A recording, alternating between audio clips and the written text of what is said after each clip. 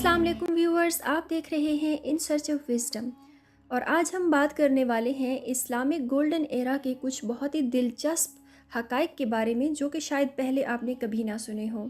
अरब के सहराओं से निकलने वाला दीन इस्लाम जब दुनिया में फैला तो दुनिया में तरक्की के रास्ते और भी ज़्यादा खुल गए, क्योंकि इसकी थियोलॉजी यानी इसका जो वे ऑफ लाइफ था वो इतना फ्रेंडली था कि उसने लोगों को बहुत ज़्यादा परेशान नहीं किया, बल्कि लोगों ने उसको अडॉप्ट करके और भी ज़्यादा ओपन माइंडेड होकर काम किया। अरब के सहराओं से निकलकर Asia, Europe, north Africa, middle east के सारे इलाकों में जब इस्लाम फैला तो ट्रेड बढ़ी, कल्चरल एक्सचेंजेस हुए और मुख्तलिफ़ इलाकों के लोगों का जब इंटरेक्शन हुआ तो उसके नतीजे में इस्लाम का गोल्डन एरा शुरू हुआ। और इस गोल्डन एरा में जहाँ पर हम यूनानी फ़लसफ़ा की बहुत ज़्यादा कंट्रीब्यूशन देखते हैं, वहाँ पर चाइना और सब कॉन्टिनेंट यानी इंडिया, हिंदुस्तान का भी बड़ा कंट्रीब्यूशन है।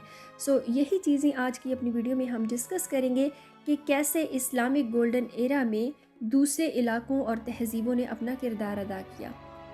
और साथ ही साथ हम ये देखेंगे कि क्या मुसलमानों के सुनहरी दौर में बस मुसलमानों का ही कंट्रीब्यूशन है या गैर मुस्लिम भी मुसलमानों के साथ साथ उस सारे प्रोसेस में शामिल थे। So let's get started. Islamic golden age की जब बात आती है तो इसमें हम एजुकेशनल डेवलपमेंट्स बहुत ज़्यादा देखते हैं, जिसमें साइंटिफिक डिस्कवरीज़ हैं, मेडिसिन की फील्ड में बहुत ज़्यादा तरक्की हुई, फ़लसफ़ा में बहुत ज़्यादा काम हुआ, थियोलॉजी में बहुत ज़्यादा काम हुआ और मुख्तलिफ़ सिविलाइजेशंस का जब मुसलमानों के साथ इंटरेक्शन हुआ तो उसके नतीजे में बहुत ज़्यादा उलूम मुसलमानों की तरफ मुंतकिल हुए। इस सारे प्रोसेस और इस सारे डेवलपमेंट में असल में वजह जो है वो इस्लाम इटसेल्फ है, क्योंकि कुरान और हदीस में एजुकेशन की वैल्यूज़ पर और गौर व फ़िक्र करने पर और साइंस पर बहुत ही ज़्यादा फोकस किया गया है, बहुत ही ज़्यादा ज़ोर दिया गया है। कुरान पाक में अल्लाह ताला ने बार बार तदब्बुर करने की दावत दी है मुसलमानों को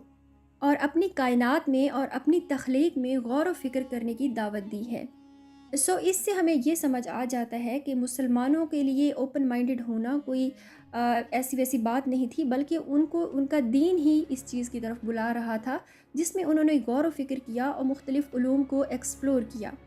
और नतीजतन ऐसी ऐसी चीज़ें तख्लीक की, ऐसी ऐसी साइंटिफिक डिस्कवरीज़ की, इन्वेंशंस की, जो कि आज तक मॉडर्न टाइम में भी, आज की तरक्की में भी एक बुनियाद की तरह काम कर रही हैं।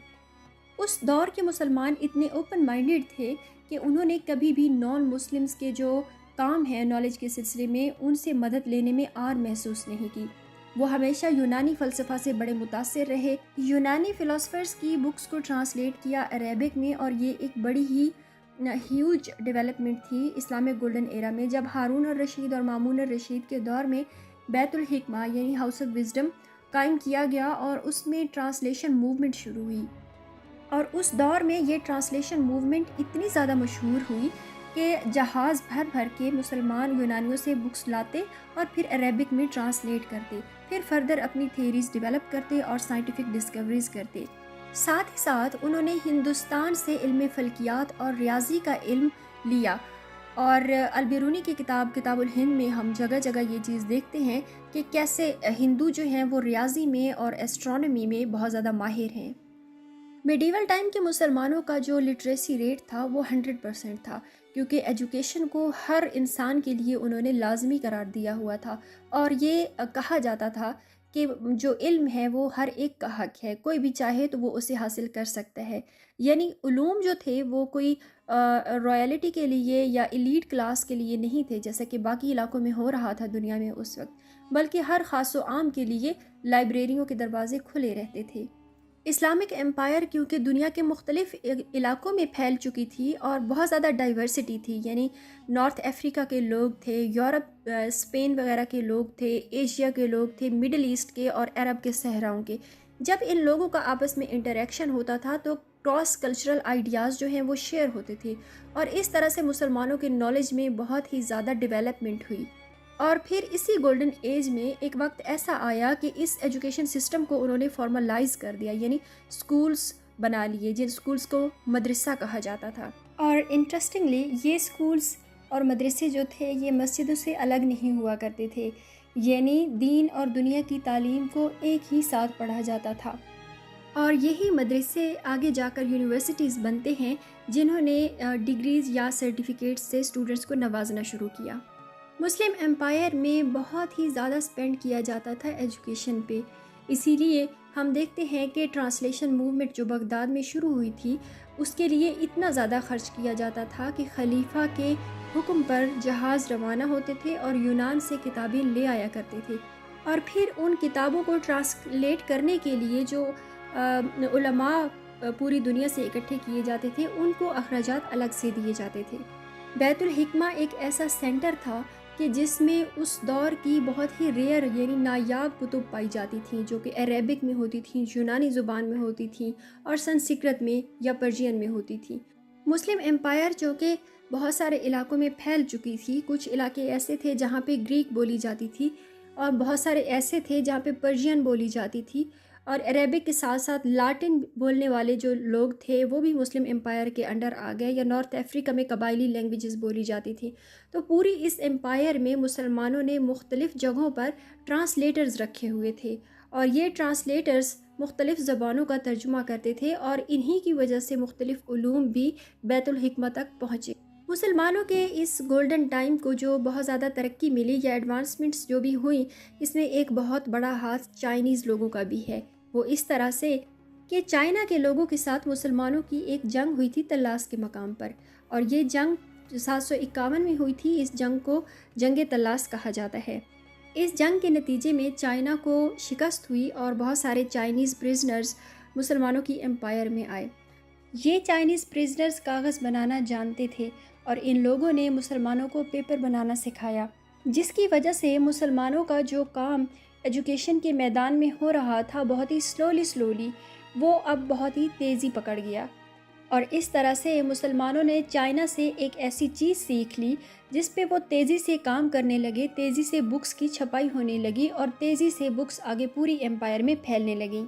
مسلمانوں نے حدیث اور قرآن کی کتابوں کا دوسری زبانوں میں ترجمہ کر کے پیپر پہ ان کو شائع کر کے دوسرے علاقوں میں پھیلانا شروع کر دیا، اور اس طرح سے مسلمانوں کا دین دوسری دنیا میں آسانی سے پھیلتا چلا گیا۔ مسلمانوں کے لیے مختلف علوم کی راہیں اس طرح سے کھلتی چلی گئی کہ یونانی، ہندوستانی اور فارسی علوم اب عربک میں ٹرانسلیٹ ہو چکے تھے۔ مسلم امپائر میں چلنے والی ٹرانسلیشن موومنٹ آج کے یورپ کی ترقی کا باعث بھی بنی، وہ اس طرح سے کہ مسلمانوں نے یونانیوں کے علوم کا ترجمہ عربک میں اس وقت کیا جب یونانیوں نے اپنے علم سے منہ موڑ لیا تھا، اور یورپ اس وقت ڈارک ایجز میں تھا، یعنی وہاں پر علم کا، سائنس کا، فلسفہ کا کوئی نام و نشان نہیں تھا۔ مسلمانوں کے جو ترجمہ شدہ یہ علوم تھے جو کہ یونانیوں سے انہوں نے لیے تھے، پھر اپنا علم شامل کر کے عربی میں انہیں ترجمہ کیا، اس طرح سے یہ سارا علم اسپین پہنچا، یعنی اندلس پہنچا، جو کہ مسلمانوں کے انڈر رول تھا، اور اندلس سے دوبارہ یہ ساری چیزیں یورپ گئیں، اور یورپ میں لوگوں نے انہیں لاٹن میں اور انگلش میں ترجمہ کیا، اور آج کا ماڈرن ٹائم اور اس کی ترقی ہمیں نظر آتی ہے۔ یعنی ایک طرح سے کہا جا سکتا ہے کہ یہ بھی مسلمانوں کی اس ٹرانسلیشن موومنٹ کا ہی نتیجہ تھا کہ یورپ آج اتنی ترقی ایکسپیرینس کر رہا ہے، ورنہ یورپ یعنی یونان میں ہونے والے فلسفہ کی ترقی اور علوم اور سائنس اور ریاضی کی جو بھی ترقی ہوئی تھی اس سے انہوں نے خود بھی منہ موڑ لیا تھا۔ اگر مسلمان نہ ہوتے تو شاید آج وہ سارا علم ضائع ہو چکا ہوتا۔ مسلمانوں کے اس سنہری دور میں اتنی زیادہ سائنٹیفک اور فلسافیکل ایڈوانسمنٹس ہوئی تھی کہ ان پر جتنی بھی بات کی جائے وہ کم ہے۔ امید ہے آج کی ویڈیو آپ کو پسند آئی ہوگی۔ میرے چینل کو سبسکرائب کیجیے اور اپنا فیڈ بیک دینا بالکل بھی نہ بھولیے گا۔ Thanks for watching. اللہ حافظ۔